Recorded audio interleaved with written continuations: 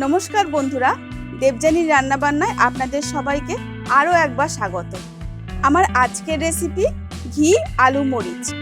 রুটি, লুচি অথবা পরোটা সব কিছুর সঙ্গে খেতে পারেন নিরামিষ এই রান্নাটা।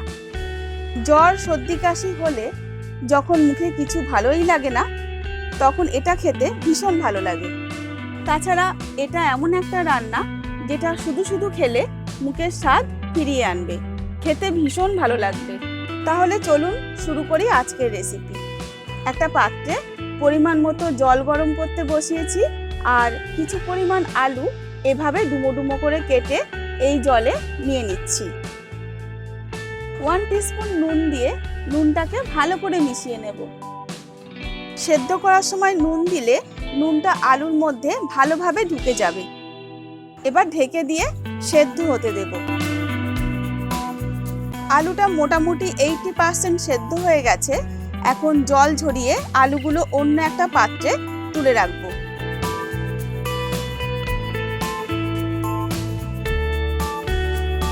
এবার কড়াই গরম করে দিয়ে দিচ্ছি ঘি। আমি 1 টিস্পুন ঘি দিলাম, আপনারা আরও একটু বেশি ঘি দিতে পারেন। যেহেতু এটা ঘি আলু মরিচ, তাই ঘি দিয়েই রান্নাটা করতে হবে। তেল একদমই ব্যবহার করব না। ঘিটা মেল্ট হয়ে গেলে একটা শুকনো লঙ্কা ফাটিয়ে দিয়ে দেব, আর দেব 1/4 টিস্পুন কালো জিরে। ঘি খুব তাড়াতাড়ি জ্বলে যায়, তাই এই সময় কিন্তু গ্যাসের ফ্লেমটা একদম কমিয়ে রাখতে হবে। ফোড়নগুলো কয়েক সেকেন্ড ভাজা হয়ে গেলে সেদ্ধ করা আলুগুলো দিয়ে দিলাম। আলুগুলোকে ঘিয়ের সাথে একটু ভাজা ভাজা করে নেব। 80% আগেই সেদ্ধ করে নিয়েছিলাম, বাকি 20% এভাবে রান্না হয়ে যাবে। এবার 3 থেকে 4 মিনিটের জন্য ঢাকা দিয়ে রেখে দেব। এতে ঘিয়ের গন্ধটা আলুতে ভালোভাবে চলে আসবে। ঢাকা খুলে একটু নেড়ে নিলাম, তারপর দিয়ে দিচ্ছি নুন। সেদ্ধ করার সময়েই বেশ কিছুটা নুন দিয়েছিলাম, তাই এখন টেস্ট করে তারপর নুন দিতে হবে। তার সঙ্গে একটা কাঁচা লঙ্কাকে 2 টুকরো করে দিয়ে দিয়েছি।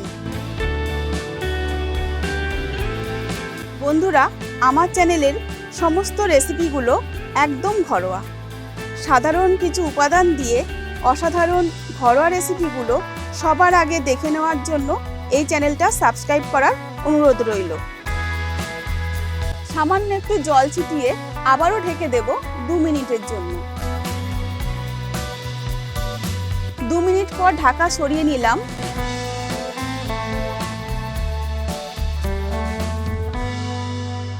এখন এতে দেব 1/2 টিস্পুন জিরের গুঁড়ো আর 1 টিস্পুন গোলমরিচের গুঁড়ো।